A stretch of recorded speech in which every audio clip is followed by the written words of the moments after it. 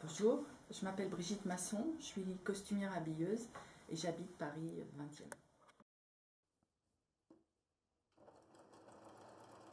J'avais une grand-mère couturière et toute petite quand j'allais la voir, sous la table, j'ai des souvenirs comme ça de rouleaux de doublure, de boîtes de boutons parce qu'elle gardait tout.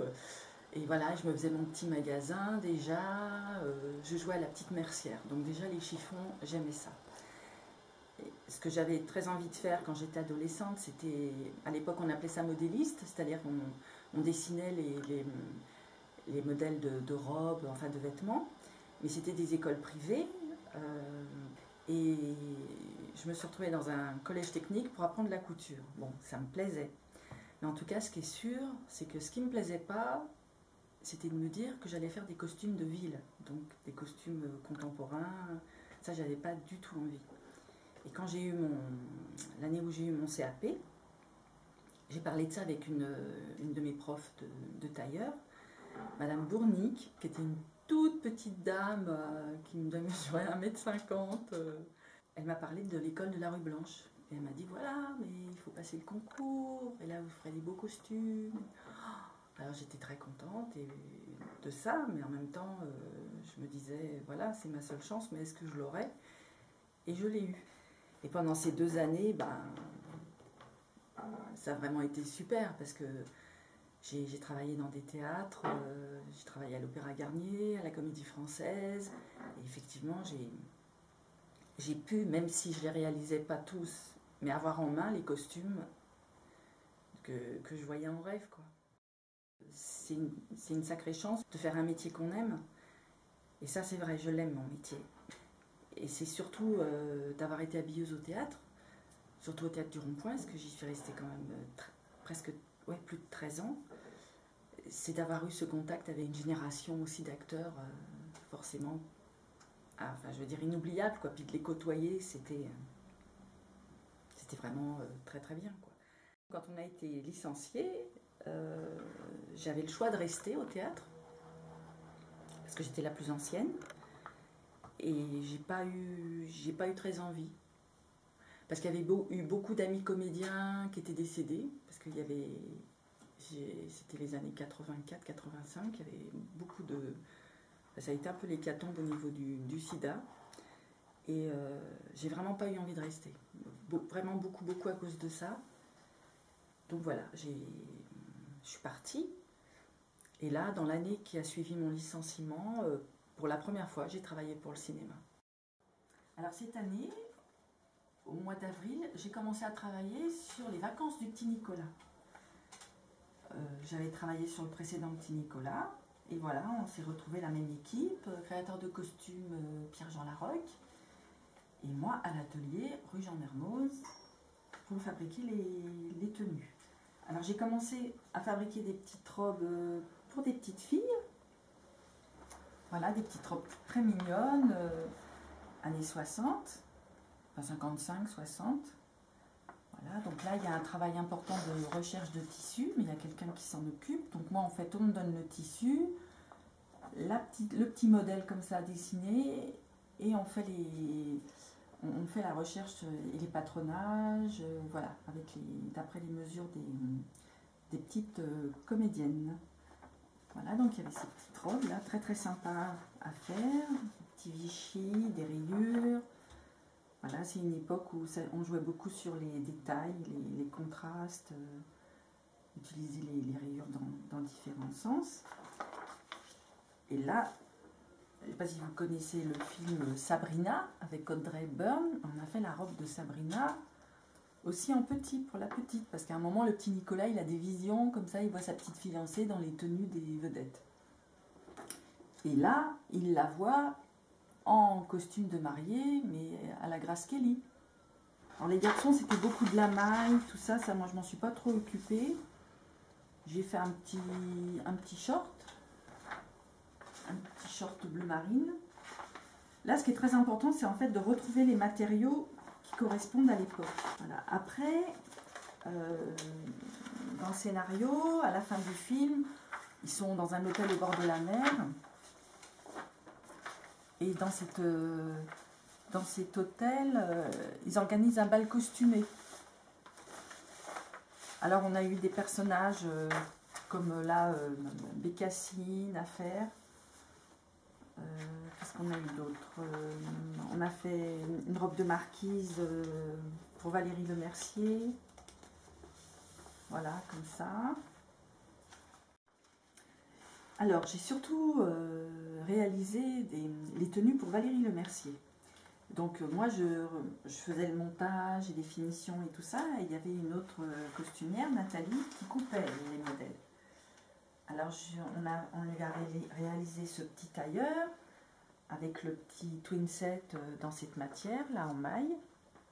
Voilà, c'était la tenue de voyage. Donc, très jolie, elle en était très contente. Là, elle avait une robe pour un dîner, une robe bleu marine avec un laçage blanc, là, sur les côtés, qui lui allait très bien. Bah, elle est grande, hein, elle est lancée, donc ça lui va plutôt bien. Là, une robe en toile de soie rose pour un dîner aussi. Et là où on s'est vraiment bien amusé, c'est quand on a attaqué les maillots de bain. Parce qu'il a fallu faire des maillots de bain, c'est quand même assez particulier. On n'avait pas forcément les matières. Vous voyez, on lui a fait un maillot dans ce tissu qui n'est pas forcément très très extensible. Et puis c'était surtout au niveau des finitions. On avait la surjeteuse, mais on n'avait quand même pas les techniques les machines qui conviennent pour faire que ça, quoi. Mais on s'en est bien sorti. On lui a rajouté une armature là dans le soutien-gorge. Voilà, donc on a fait celui-là, corail et blanc. On en a fait un avec des pois, comme ça. Et puis un glycine. Un glycine, donc là on voit pas trop, mais c'était un motif avec des fleurs. Et j'ai dû le faire 2 fois, doubler, parce que sur la plage, en fait, il y a une séquence où elle est comme ça. Et là, même sur le bonnet de bain, on avait même remis des fleurs artificielles en forme d'orchidée pour rajouter. Et quand son mari, enfin Cadmerade, la voit sur la plage, il dit « Mais qu'est-ce que c'est que cette tenue ?» Et elle dit « Mais c'est un modèle unique. » Et en fait, il y a une femme qui arrive et qui est habillée exactement comme elle. Donc voilà, il a fallu faire le costume en double. C'était intéressant, quelquefois on s'est heurté à des difficultés techniques, mais bon, on s'en est sorti. C'est pas évident du tout, quoi, faire un maillot de bain dans des matières qui ne sont pas élastiques. Voilà, faut que ce soit beau, faut que ce soit bien fini, il faut que ça lui aille bien. C'est au millimètre, quoi, on va dire ça, voilà. Le problème technique, c'est qu'il faut que ce soit au millimètre. Là, tout ce qu'on a fait, c'était, sans exagérer, c'était de la haute couture. En général, je travaille toujours avec les mêmes personnes. Récemment, j'avais fait connaissance avec une autre équipe costume, enfin une costumière, pour Populaire, Charlotte David. Mais sinon, depuis des années, depuis toujours, je travaille surtout avec Dominique Borg et puis Pierre-Jean Larocque. Voilà. Bon, ça m'est arrivé de travailler avec d'autres, mais vraiment, eux, à chaque fois qu'ils ont un projet, ils me sollicitent. Voilà. Et puis moi, je suis ravie de travailler pour eux.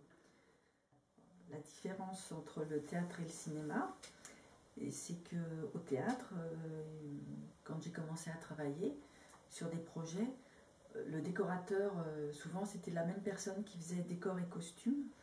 Et donc souvent il arrivait avec les maquettes et nous on choisissait le costume qu'on voulait faire et on le faisait vraiment de A à Z. Donc on nous fournissait évidemment les matériaux, mais on le réalisait, ça veut dire on commençait à prendre les mesures du comédien, on faisait le patronage, on faisait des essayages et au fur et à mesure, voilà, on créait vraiment notre costume. Après, moi, ce que j'aimais aussi, c'était être en contact avec les comédiens, les côtoyer. Donc c'est aussi pour ça que j'ai fait de l'habillage. Donc quand j'étais chez Jean-Louis Barrault, Madeleine Renaud, comme c'était un théâtre de création, on avait très très souvent des montages. Et c'est ce qui était enrichissant, en fait, on avait toujours des costumes à réaliser ou à retoucher. Enfin, c'était vraiment riche dans ce sens. Et évidemment, par rapport aussi aux créations, aux textes et tout ça.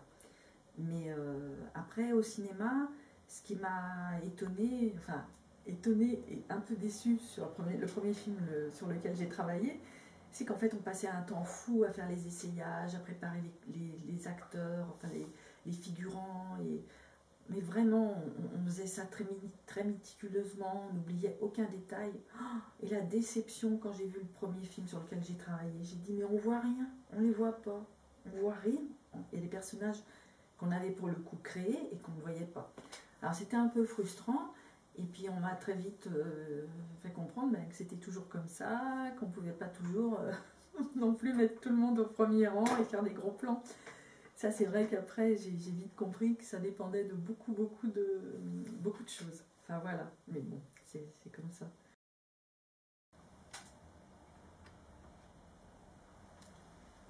Alors, les projets, ils viennent à moi, j'allais dire comme ça.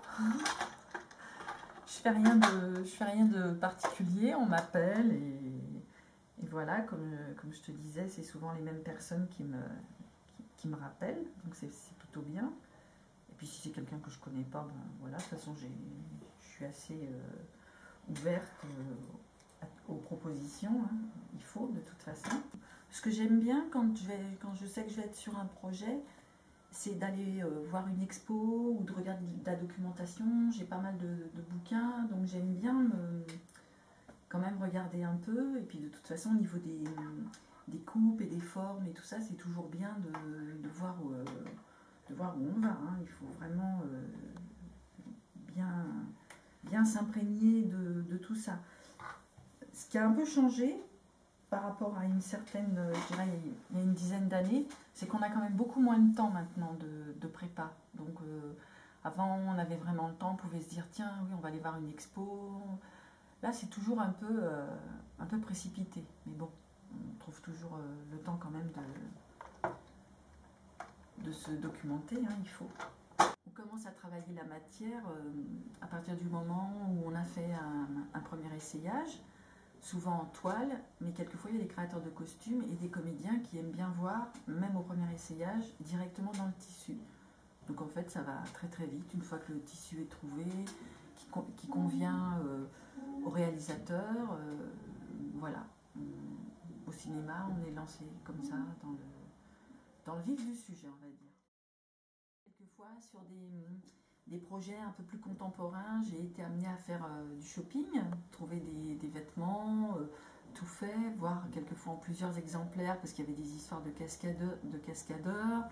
Donc évidemment après si les vêtements sont abîmés, il les fallait en double, voire en triple, voire en quadruple exemplaire. Donc ça c'est pas ce que je préfère. Il faut savoir que sur la plupart des films, on fabrique, on réalise pour les premiers rôles, pour les comédiens principaux, mais très souvent, pour tout ce qui est figuration, ou voire même petit rôle, c'est de la location, hein. Maintenant, c'est très rare les films sur lesquels on est, où il faut vraiment tout réaliser, hein. On récupère quelquefois des tissus, ou voilà, des matériaux, mais bon, ça reste quand même très, on va dire, pratique.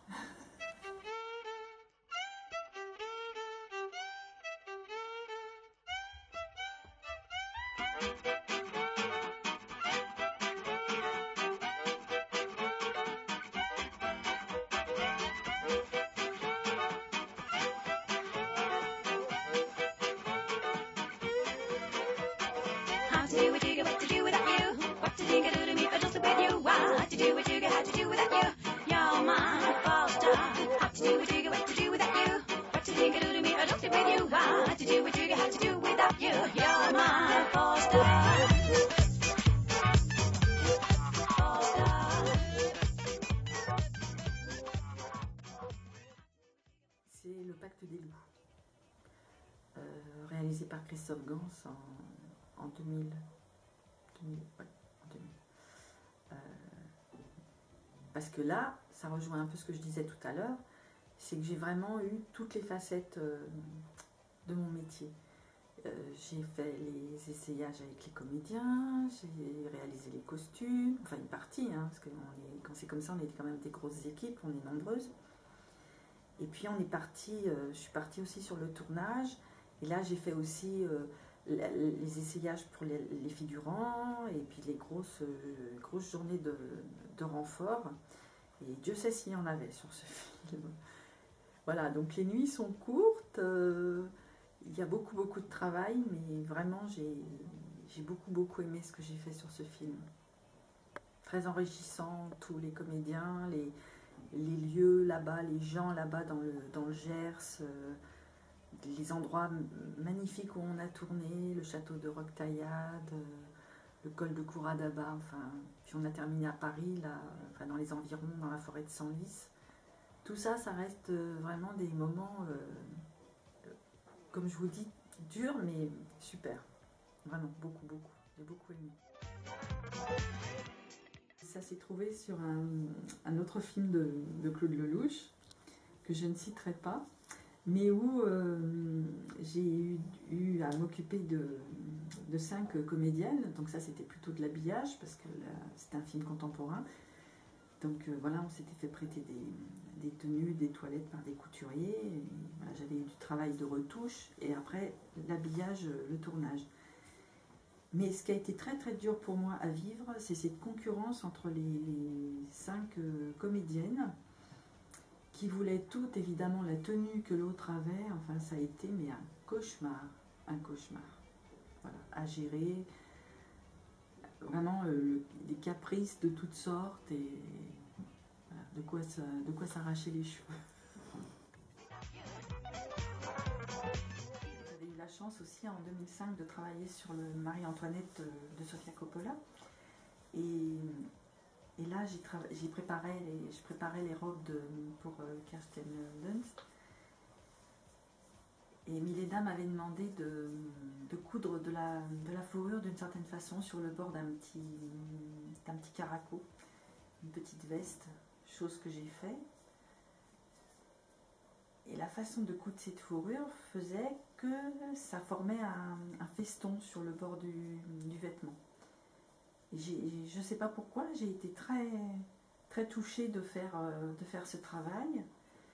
Quand je l'ai vu à l'écran, ça m'a vraiment fait quelque chose, parce que c'était une façon différente d'exploiter la fourrure, et ça faisait vraiment un effet très beau. J'ai pas tellement de regrets. Je pense que j'ai vraiment été sur des projets très intéressants et qui m'ont vraiment plu. Mais là, récemment, j'étais un petit peu triste, peut-être même un peu en colère, parce que justement le réalisateur du Pacte des loups, Christophe Gans, vient de terminer. D'ailleurs, on commence à voir les affiches de La Belle et la Bête, avec Vincent Cassel. Voilà. Et ça, j'ai vraiment beaucoup regretté de ne pas travailler sur ce projet. C'est pas du tout une équipe de costumiers avec laquelle j'ai l'habitude de travailler. En fait, ils m'ont appelé pour travailler avec eux, mais j'étais pas libre. Donc, raison de plus pour être un peu déçue. J'aurais vraiment beaucoup aimé travailler sur ce projet, par rapport à Jean Marais, par rapport au film de Jean Cocteau. Après, voilà, je ne sais pas du tout ce que ça va donner. Est-ce que ce sera mieux? Est-ce que ce sera moins bien? J'attends de voir. Voilà. J'avais commencé à travailler avec Jean-Louis Barrault, Madeleine Renaud à Orsay, sur le soulier de satin. Et puis après, ils m'ont gardé pour être avec eux pour l'inauguration du théâtre du Rond-Point, où je suis restée avec eux tout le temps où ils y sont restés. Donc là, c'était vraiment très intéressant, parce que Jean-Louis Barrault était un des premiers à mettre en place l'alternance.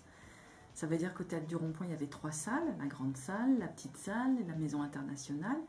Et on était très souvent en montage. Donc il y avait tout le temps des choses à faire. Et ce qu'il faut savoir, c'est qu'au théâtre du Rond-Point, tout était fait dans le théâtre. On fabriquait les décors, on fabriquait les costumes, tout était fait dans le lieu.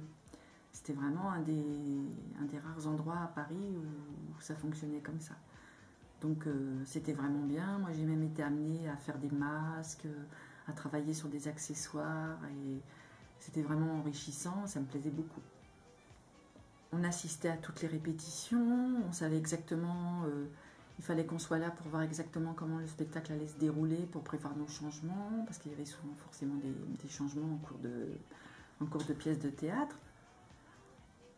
Alors il y avait une petite rotonde à court où on aménageait selon le nombre de costumes qu'on aurait à mettre, à changer et tout ça. Il y avait vraiment une grosse installation, une grosse préparation à notre niveau pour ça. Et c'était bien aussi, c'était une façon de travailler où il fallait se revérifier tout le temps pour bien sécuriser le comédien. Si jamais il passait et qu'il voyait que son costume n'était pas dans le bon sens ou qu'il manquait les chaussures ou le chapeau, ça n'allait pas. Hein. Donc c'était vraiment notre travail à nous de tout bien préparer dès qu'on savait exactement comment ça allait se passer ou même un peu avant, d'anticiper. Voilà, pour qu'il soit bien rassuré. Les comédiens au théâtre sont des êtres extrêmement fragiles. Un rien peut les déstabiliser et rajouter à leur trac.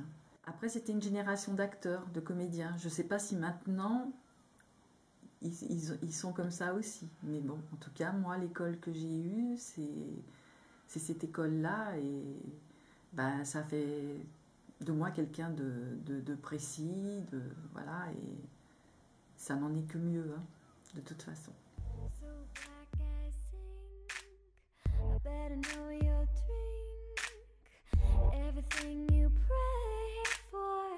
Everything you play for, baby, turn around. Mind if I sit down? Everything you pray for, everything you play for me.